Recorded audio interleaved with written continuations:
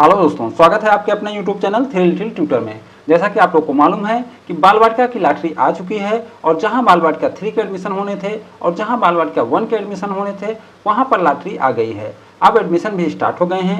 कुछ केंद्रीय विद्यालयों ने शनिवार को ही एडमिशन स्टार्ट कर दिया है, लेकिन ज़्यादातर केंद्रीय विद्यालय मंडे को एडमिशन स्टार्ट कर रहे हैं। तो ऐसे कुछ माता पिता हैं जो लॉटरी रिजल्ट नहीं देख पाए और वो शनिवार को केंद्रीय विद्यालय में एडमिशन के लिए नहीं पहुंचे हैं। तो उन्हें निराश होने की जरूरत नहीं है। अगर उनके बच्चे का नाम लॉटरी लिस्ट में आया है तो वो मंडे जा सकते हैं, मंडे को एडमिशन ले सकते हैं।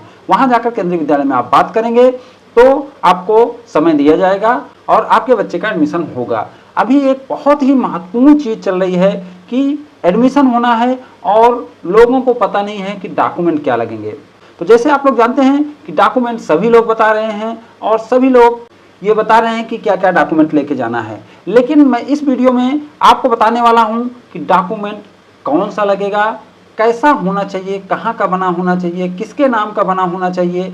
ऐसा एक वीडियो मैं पहले भी डाल चुका हूं, लेकिन अभी बहुत सारे माता पिता को इस चीज़ में कन्फ्यूजन है, इसलिए ये वीडियो मैं फिर से बना के ला रहा हूं और इसमें कुछ चेंज किया हूं। आपको गाइडलाइन में भी दिखाऊंगा कि गाइडलाइन क्या कहता है इस संबंध में कि डॉक्यूमेंट किसके नाम के होने चाहिए और साथ ही साथ उसका डिटेल भी दूंगा। तो चलिए वीडियो स्टार्ट करते हैं और बहुत ही महत्वपूर्ण टॉपिक पर डिस्कस करते हैं, जो है डॉक्यूमेंट्स आफ्टर लॉटरी। लॉटरी के बाद कौन सा डॉक्यूमेंट आपको लगेगा, वह किसके नाम का होना चाहिए, कहां से बना होना चाहिए, कौन है वैलिड, कितने दिन के लिए वैलिड होता है, ये सारी चीजें हम डिस्कस करने वाले हैं। लेकिन उसके पहले हम चलेंगे नई एडमिशन गाइडलाइन की तरफ जो 2024-25 के लिए जारी की गई है।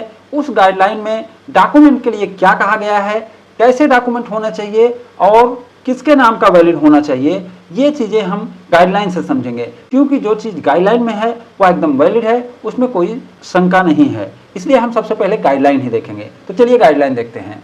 तो आप देख सकते हैं नई वाली गाइडलाइन है जो 2024-25 के लिए जारी हुई है और इस गाइडलाइन में हम डॉक्यूमेंट सेक्शन में चलेंगे। आप यहाँ 3 नंबर में देख सकते हैं, यहाँ डॉक्यूमेंट को डिस्क्राइब किया गया है कि डॉक्यूमेंट कैसा होना चाहिए। तो सबसे पहला है for class 1 certificate of proof of age in the form of a birth certificate issued by the authority competent to the registered births. This will include certificate from notified area, council, municipality, municipal corporation, state about the date of birth from record of village panchayat, military hospital and service record of defense personnel. तो सबसे पहले इसमें बताया गया है कि class 1 के लिए certificate of proof of age in the form of birth certificate issued by authority competent to register birth. तो बच्चे का बर्थ सर्टिफिकेट होना चाहिए जो कंपिटेंट अथॉरिटी द्वारा जारी हुआ होना चाहिए, जैसे कि जो रजिस्ट्रार होते हैं जन्म और मृत्यु के, उनके द्वारा जारी हुआ होना चाहिए, या notified area, council, municipal corporation इत्यादि का बर्थ सर्टिफिकेट मान्य है। साथ साथ पंचायत वाला भी मानते हैं या मिलिट्री हॉस्पिटल का या डिफेंस पर्सनल के सर्विस रिकॉर्ड से भी मानते हैं। तो सबसे मेन है कि आपके पास बर्थ सर्टिफिकेट होना चाहिए जो तहसील द्वारा, म्युनिसिपल कॉर्पोरेशन द्वारा जारी हुआ होता है, वही सबसे अच्छा है। For other classes the date of birth record in transfer certificate issued by a school recognized by the state education department would be accepted. The original certificate of date of birth should be returned to the parent after verification. Admission up to class 8 may be granted without any school transfer certificate provided the child is otherwise eligible and his birth certificate has been issued by a government body. तो class 1 के लिए तो birth certificate ही बोले हैं, लेकिन आगे की क्लासों के लिए जैसे क्लास 2, 3, 4, 5 के लिए अगर किसी बच्चे का टीसी है और टीसी मान्यता प्राप्त स्कूल के द्वारा है तो उसमें दर्ज जन्म तिथि मान्य रहेगी। और एक चीज यहाँ क्लियर कर रहे हैं कि क्लास 8 तक टीसी की जरूरत नहीं है, लेकिन अगर टीसी नहीं है तो बर्थ सर्टिफिकेट होना चाहिए। अब जो बहुत ही महत्वपूर्ण है मैं उसे बताने जा रहा हूँ। आप यहाँ 1 नंबर में देख सकते हैं, यहाँ लिखा हुआ है a certificate that the child belong to the scheduled caste, scheduled tribe, EWS, OBC non-creamy layer, BPL wherever applicable, issued by a competent authority in concerned state government, union government। तो इसमें बता रहे हैं कि SC, ST, EWS, OBC, BPL ये सारे certificate competent authority द्वारा जारी हुआ होना चाहिए और वह या तो स्टेट गवर्नमेंट या यूनियन गवर्नमेंट का होना चाहिए। यानी जो चीज़ें स्टेट गवर्नमेंट बना के देती है वो स्टेट गवर्नमेंट का भी मान रहेगा और अगर यूनियन गवर्नमेंट का बनाने का रूल है तो यूनियन गवर्नमेंट वाला मान रहेगा। तो ऐसे में यहाँ एक चीज़ मैं क्लियर करना चाहूँगा कि अगर आप अपने ही स्टेट में फॉर्म भर रहे हैं तो आपका जाति प्रमाण पत्र जैसे SC, ST, EWS वह आपके स्टेट वाला ही मान्य रहेगा, यानी स्टेट गवर्नमेंट का बना है तब भी मान रहेगा। लेकिन अगर आप दूसरे स्टेट में फॉर्म भर रहे हैं तो यूनियन गवर्नमेंट का होना चाहिए, जो यूनियन गवर्नमेंट का फॉर्मेट है उसमें होना चाहिए, ऐसा केंद्रीय विद्यालय वाले बोलते हैं, इसलिए मैं आपको बता रहा हूं। जबकि इसमें ऐसा नहीं लिखा हुआ है, इसमें आबलिक करके दिया हुआ है कि स्टेट गवर्नमेंट का भी चल जाएगा, यूनियन गवर्नमेंट का भी चल जाएगा। लेकिन साथ ही साथ अगर आप BPL या EWS का सर्टिफिकेट यूज करते हैं तो वह तो आपका स्टेट गवर्नमेंट ही देगा, दूसरा स्टेट गवर्नमेंट देगा नहीं। तो इस तरीके से अगर आप देखें तो स्टेट गवर्नमेंट का बना हुआ वैलिड रहता है, स्टेट गवर्नमेंट का फॉर्मेट भी वैलिड रहता है, आप स्टेट गवर्नमेंट का यूज कर सकते हैं। आगे लिखा हुआ है the certificate in respect of either of parents may be accepted initially for the purpose of admission if this certificate is not available for the child. However, the certificate in respect of the child has to be submitted within a period of 3 months from the date of admission. तो बोल रहे हैं कि अगर आपके पास बच्चे के नाम से ये सर्टिफिकेट नहीं है, कौन सा सर्टिफिकेट? यही SC, ST, OBC, EWS, BPL का जो सर्टिफिकेट है, अगर बच्चे के नाम से नहीं है तो आप माता पिता के नाम वाला यूज कर सकते हैं, बच्चे का एडमिशन भी करा सकते हैं, लेकिन 3 महीने के अंदर आपको बच्चे के नाम से बनाकर देना रहेगा। अब देखिए ये एकदम क्लियर हो गया कौन कौन सा सर्टिफिकेट बच्चे का नाम के रहेगा, कास्ट सर्टिफिकेट और EWS, BPL या OBC सर्टिफिकेट, ये सब बच्चे के नाम से ही रहने चाहिए, नहीं तो आपको बाद में बना के देना होगा। अब जो नेक्स्ट है वह है DA सर्टिफिकेट, जिसे CWSN कहा जा रहा है, चाइल्ड विथ स्पेशल नीड्स। तो यह भी बच्चे का नाम से ही रहता है और यह जिला मेडिकल ऑफिसर बनाकर देता है। नेक्स्ट है service certificate showing the number of transfer during the preceding 7 year duly signed and stamped by the head of office bearing the name, designation and other relevant particular in block letters। तो service certificate उनके लिए है जो सरकारी नौकरी में है और उसमें पिछले 7 साल का ट्रांसफर भी मेंशन होना चाहिए। तो यहाँ दोनों की बात हो गई, सर्विस सर्टिफिकेट और ट्रांसफर सर्टिफिकेट। फिर 4 नंबर में है certificate of retirement for unified defence employee. अगर आप डिफेंस एम्प्लॉई हैं और रिटायर हुआ है आपका तो उसका भी सर्टिफिकेट होना चाहिए। और प्रूफ ऑफ रेसिडेंस, जो लास्ट है वह है प्रूफ ऑफ रेसिडेंस, आपके पास प्रूफ ऑफ रेसिडेंस होना चाहिए। तो इसमें 5 डॉक्यूमेंट मेंशन है और यहाँ आप देख सकते हैं कि 5वां डॉक्यूमेंट जो है वहाँ लिखा हुआ है प्रूफ ऑफ रेसिडेंस, यानी कि यह बच्चे के नाम का भी चल जाएगा और माता पिता के नाम का भी चल जाएगा। और जैसे 3 नंबर और 4 नंबर है तो इसमें बच्चे का बात ही नहीं है, इसमें जो नौकरी में रहेगा उसी के नाम से बनेगा। तो यहाँ क्लियर हो गया कि किसके नाम से डॉक्यूमेंट होने चाहिए, कौन से डॉक्यूमेंट किसके नाम के होने चाहिए। इसी का एक वीडियो बनाया हूँ और बहुत सारे केंद्रीय विद्यालय थोड़ा थोड़ा अंतर करके अपना नोटिस निकालते रहते हैं, उस नोटिस के आधार पर भी मैं एक लिस्ट बनाया हूँ, उसी लिस्ट को मैं आपको दिखाने वाला हूँ। चलिए वो डिटेल लिस्ट देख लेते हैं। तो अब हम डिटेल में डॉक्यूमेंट देखेंगे जो आपके बाल वाटिका एंड क्लास 1 एडमिशन के लिए जरूरी है। अगर आप बाल वाटिका के लिए एडमिशन ले रहे हैं या आपने अपने बच्चे का क्लास 1 में फॉर्म भरा है तब भी यह वीडियो आपके लिए जरूरी है। तो चलिए इसका डिटेल देख लेते हैं। जैसे मोबाइल नंबर और ईमेल आईडी, जो पहला है वह है मोबाइल नंबर और ईमेल आईडी। तो ये कैसा होना चाहिए? वर्किंग होना चाहिए, जो नंबर या ईमेल फॉर्म में भरे हैं वही होना चाहिए। तो इस चीज़ का ध्यान रखेंगे कि आपका फ़ोन चालू रहे, सही रहे, चार्ज रहे और ईमेल और नंबर वही होना चाहिए जिसको आपने फॉर्म में भरा हुआ है। पासपोर्ट साइज कलर फोटो, या कैसा होना चाहिए? हाल फिलहाल का यानी करंट का होना चाहिए और एकदम क्लियर होना चाहिए। जो फोटो फॉर्म में लगाए हैं वही होनी चाहिए।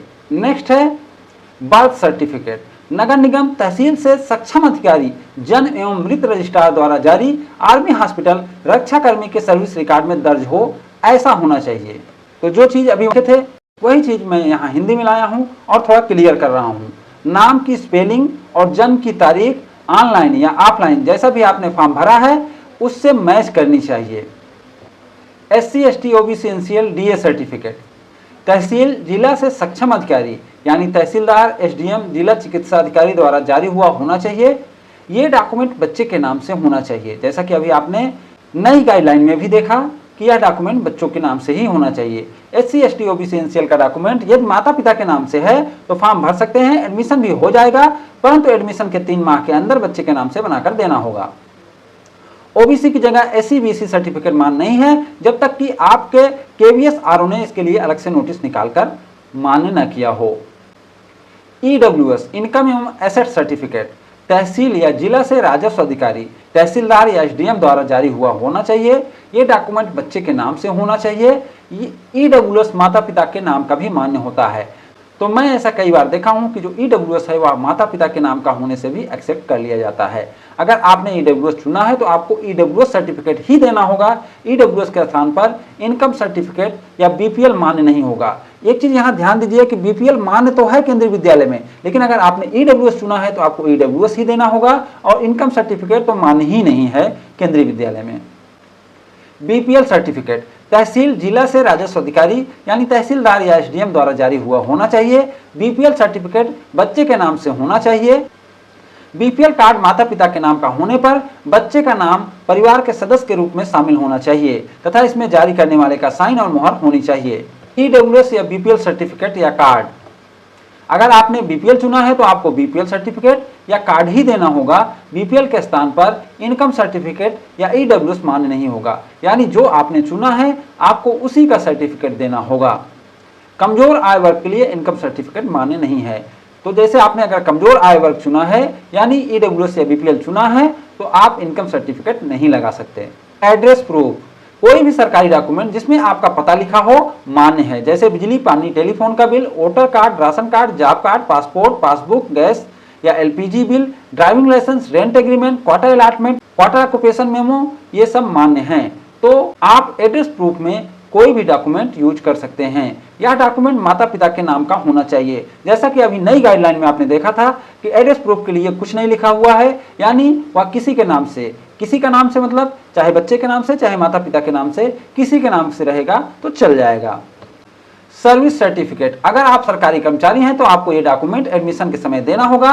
वेबसाइट से प्रोफार्मा डाउनलोड करके उसे भरकर अपने इंचार्ज या विभाग के हेड से साइन एवं मुहर कराकर देना होगा। इससे आपकी प्रायोरिटी कैटेगरी वेरीफाई होती है।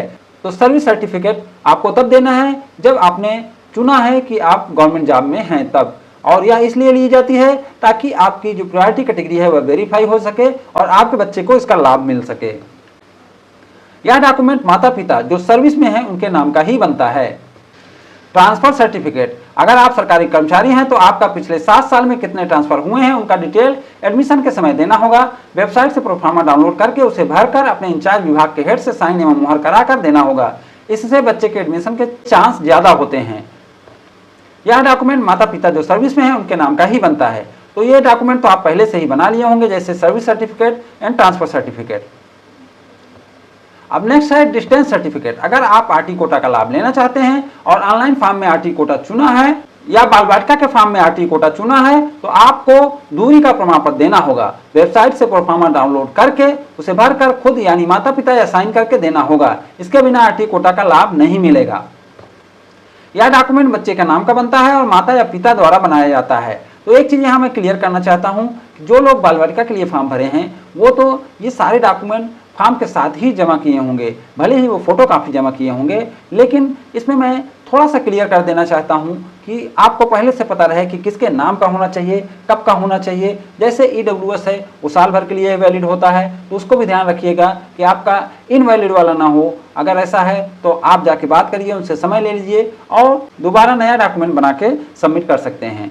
नेक्स्ट है ब्लड ग्रुप का सर्टिफिकेट। ऑनलाइन रजिस्ट्रेशन के समय केवल ब्लड ग्रुप भरना होता है, आप इसे छोड़ भी सकते हैं। और अगर आप फॉर्म भर रहे हैं ऑफलाइन तो उसमें भी आप ब्लड ग्रुप भरे होंगे या नहीं भरे होंगे, लेकिन ये सर्टिफिकेट मांगा जाएगा, इसलिए इसे बनाकर जरूर जाएं। बगैर इस डॉक्यूमेंट के ना जाएं, नहीं तो वहाँ आपको मांगा जाएगा। ये डॉक्यूमेंट एडमिशन के समय देना होता है। यह डॉक्यूमेंट बच्चे के नाम का ही बनता है। नेक्स्ट है आधार कार्ड। ऑनलाइन रजिस्ट्रेशन के समय केवल आधार कार्ड नंबर भरना होता है, आप इसे छोड़ भी सकते हैं। आधार कार्ड एडमिशन के समय देना होता है क्योंकि इसी से आपके बच्चे का ऑनलाइन फीस पेमेंट की आईडी बनती है। यह डॉक्यूमेंट बच्चे के नाम का ही बनता है, तो आधार कार्ड भी आप बना के जाएं। अगर नहीं है तो वहाँ आपको समय मिलेगा, कुछ समय देते हैं कि आप बना कर लाइए, और अगर नहीं है तो अभी रजिस्ट्रेशन करा दीजिए ताकि प्रक्रिया चालू हो जाए, कार्ड जल्दी बन जाए। तो इतने महत्वपूर्ण डॉक्यूमेंट थे जिन्हें आपको बताना था। डॉक्यूमेंट पहले भी मैं कई बार बताया हूँ। ये डॉक्यूमेंट बताने का ये एक महत्वपूर्ण कारण ये है कि एडमिशन के समय आपको पता होना चाहिए। कल क्लास 1 की भी लॉटरी आने वाली है, ऐसे में आपको पहले से पता होना चाहिए कि डॉक्यूमेंट क्या लगेंगे, किस नाम के लगेंगे। इसलिए मैं पूरा लाया हूँ, यानी गाइडलाइन में क्या बताया गया उसका और उस गाइडलाइन को और डिटेल में करके मैं आपके सामने लाया था। और उम्मीद करता हूँ कि वीडियो आपको पसंद आया होगा, क्योंकि पिछला वीडियो भी आपने बहुत पसंद किया था, इसलिए उम्मीद है कि ये वीडियो भी आप बहुत पसंद करेंगे। अगर डॉक्यूमेंट को लेकर अभी कोई कंफ्यूजन है, कोई प्रश्न है, तो आप हमें कमेंट करिए, हम आपके कमेंट का जवाब देंगे। उम्मीद करता हूं कि वीडियो आपको बहुत पसंद आया होगा। अगर ये वीडियो आपको पसंद आया हो तो इसे लाइक एंड शेयर करें और हमारे चैनल को सब्सक्राइब भी करें। Thank you for watching.